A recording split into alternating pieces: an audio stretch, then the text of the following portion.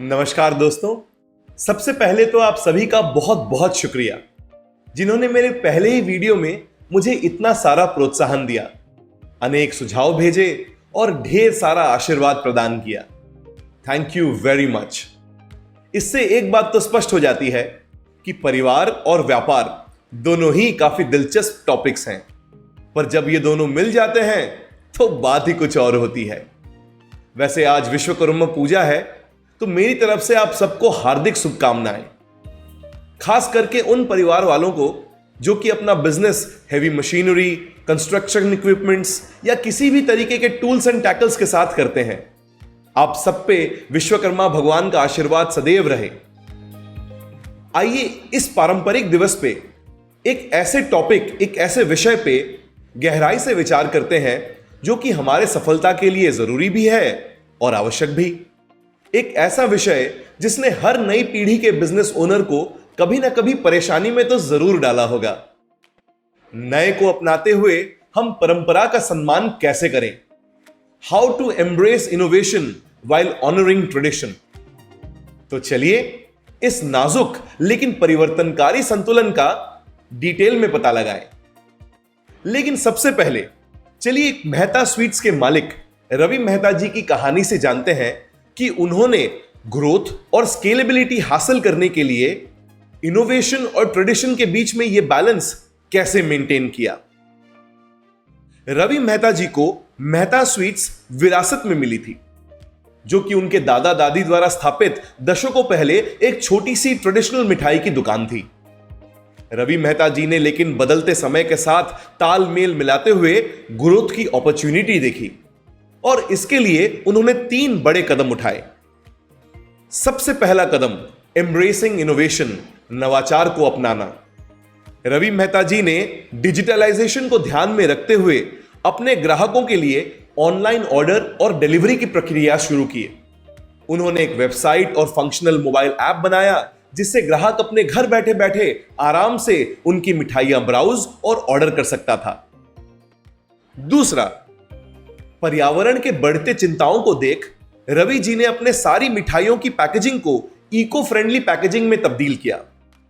यह स्टेप ना केवल मॉडर्न वैल्यूज के अनुरूप था, पर युवा और एनवायरमेंटल कॉन्शियस कस्टमर्स के लिए भी यह बहुत ही अच्छा स्टेप रहा। तीसरा, social media presence. Ravi ji ने अपने मिठाइयों को मार्केट और शोकेस करने के लिए सोशल मीडिया का भरपूर फायदा उठाया।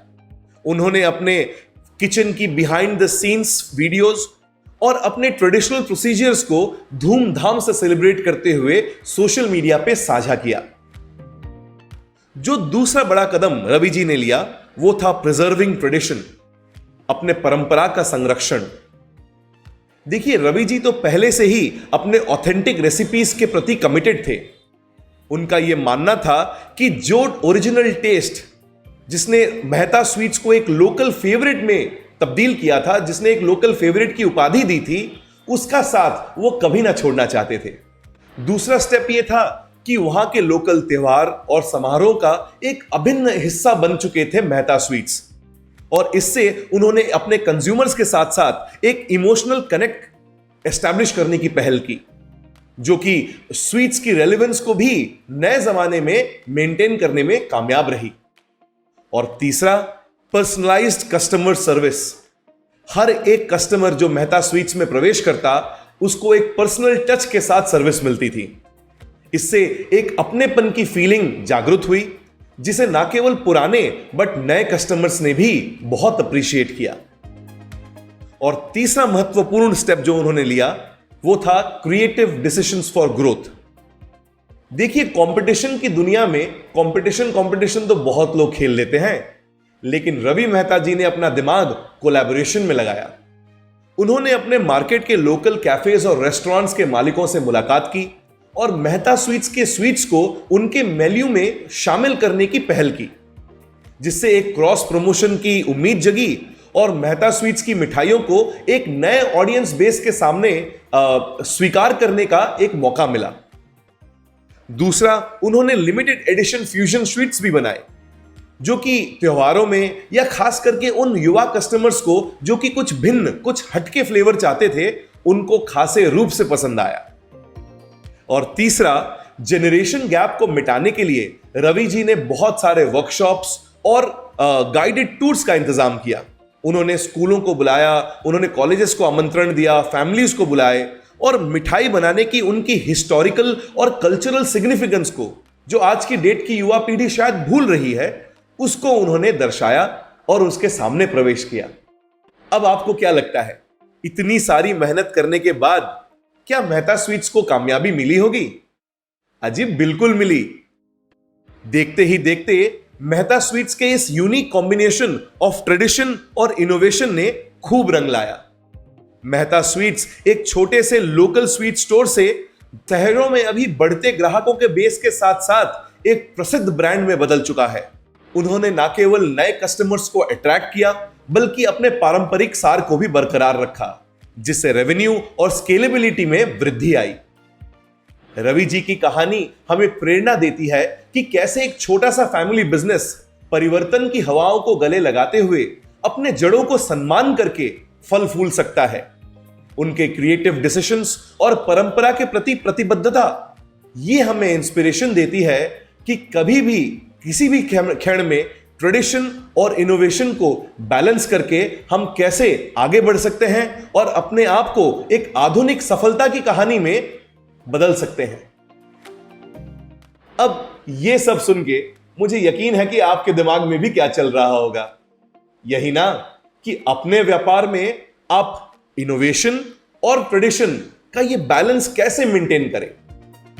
तो इसके लिए मेरे पास आपके लिए 10 आसान से स्टेप्स हैं और मैं श्योर हूं कि अगर आप इसको फॉलो करेंगे, अगर अपने बिजनेस में लगाएंगे, तो मेहता स्वीट्स की तरह ही सक्सेस आपके कदम चूमेगी।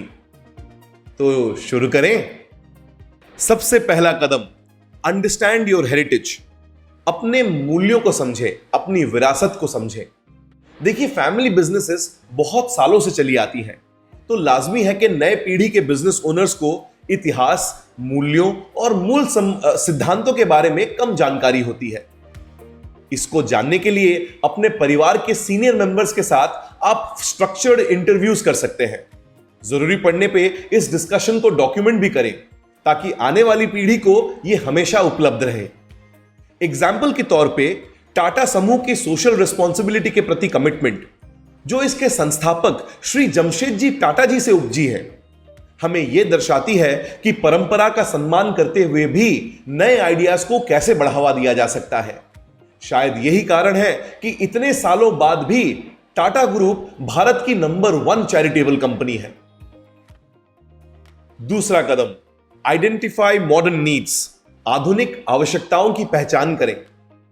देखिए, मॉडर्न मार्केट डिमांड्स और चेंजिंग कस्टमर प्रेफरेंसेस तो हमेशा से चलती आ रही हैं, लेकिन आपको यह पता लगाना है कि इवॉल्विंग कंज्यूमर नीड्स को आपके ट्रेडिशनल प्रोसीजर्स कैसे सॉल्व कर सकते हैं। कंज्यूमर प्रेफरेंसेस को जानने के लिए एक मार्केट रिसर्च का भी संचालन कर सकते हैं आप। वैसे मार्केट रिसर्च कैसे करते हैं, क्यों करते हैं, किन लोगों के साथ करते हैं, किस फ्रीक्वेंसी में करते हैं, यह भी अपने आप में एक टॉपिक है।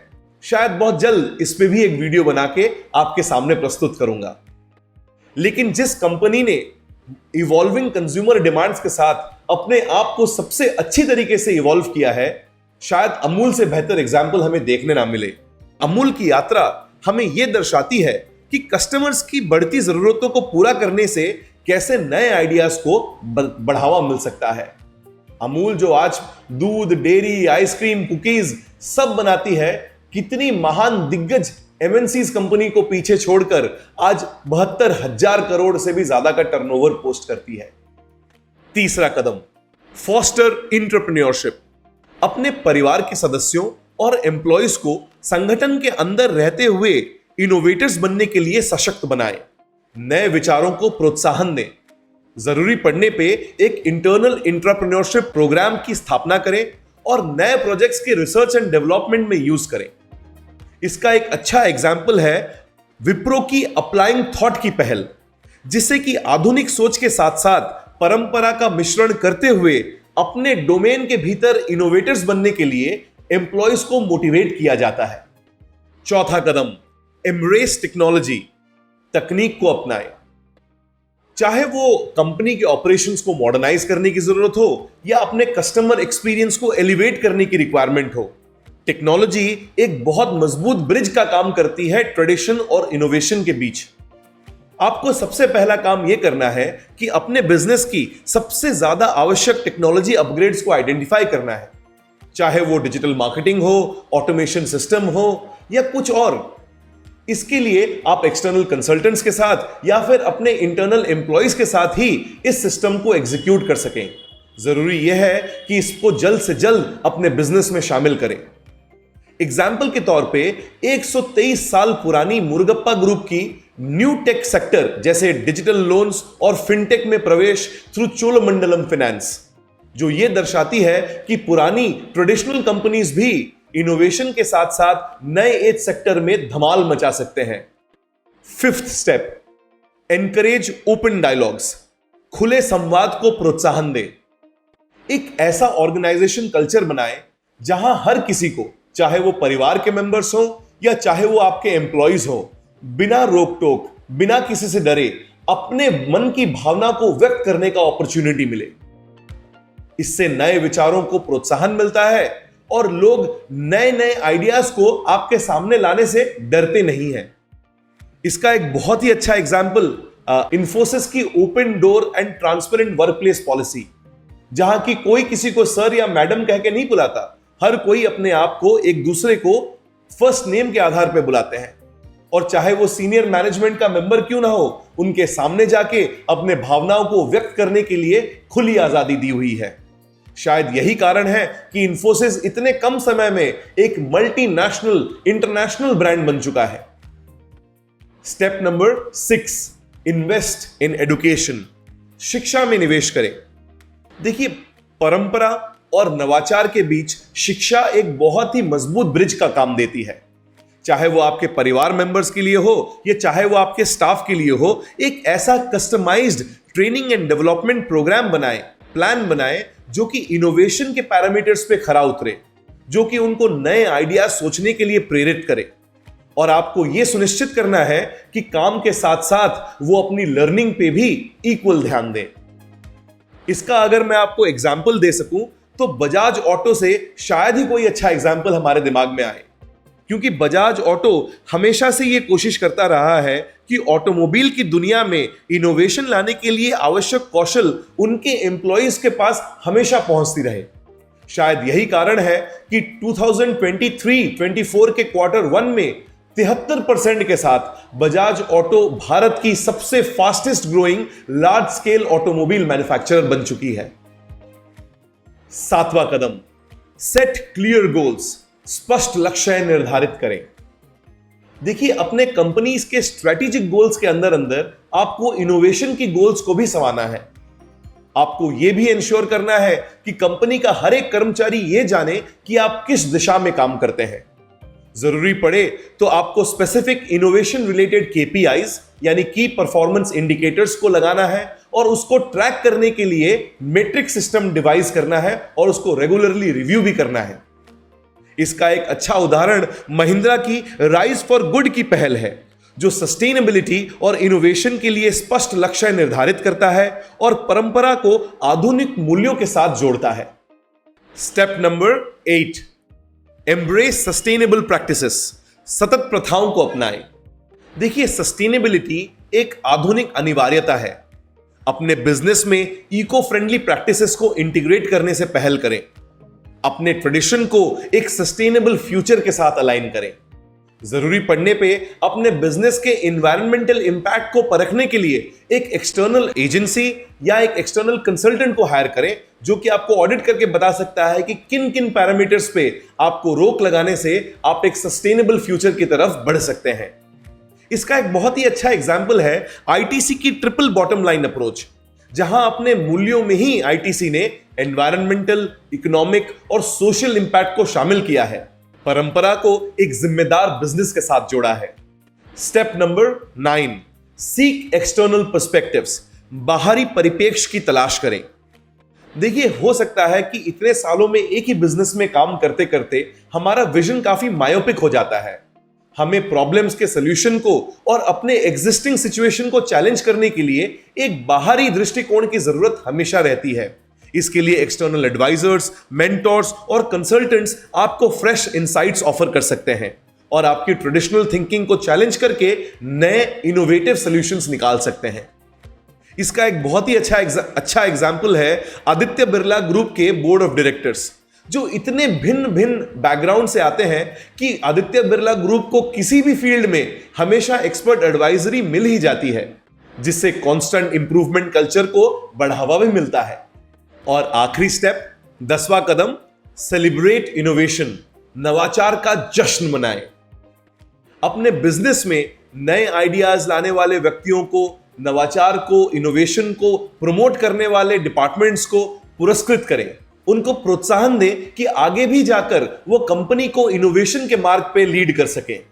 जरूरी पड़ने पर एम्प्लॉयज को बार बार ये याद दिलाएं कि अपने जॉब प्रोफाइल से आगे बढ़कर इनोवेशन की दुनिया में इनोवेटिव स्टेप्स के साथ अपना काम करने से ही उनका और आपकी कंपनी दोनों का फायदा है। इसका एक अच्छा उदाहरण है मैरिको की इनोवेट टू विन की पहल, जो नए विचारों को सेलिब्रेट करती है और उन्हें पुरस्कृत भी करती है, अपने मूल सिद्धांतों को संरक्षित करने के साथ साथ इनोवेशन को बढ़ावा देती है। तो ये थे मेरे 10 कदम।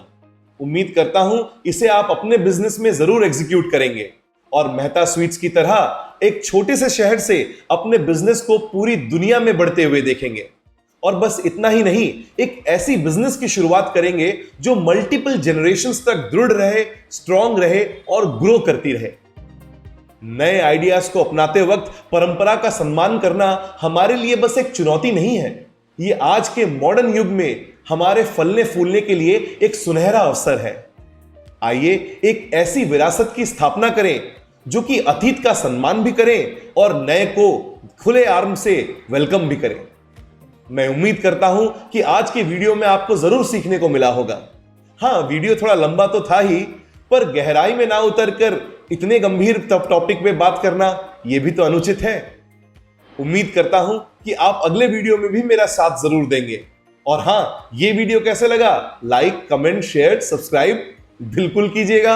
अपने दोस्तों तक पहुंचाइए, परिवार वालों तक पहुंचाइए, खासकर उन बिजनेसेस तक पहुंचाइए जिसको इसकी जरूरत है। तब तक के लिए नमस्कार।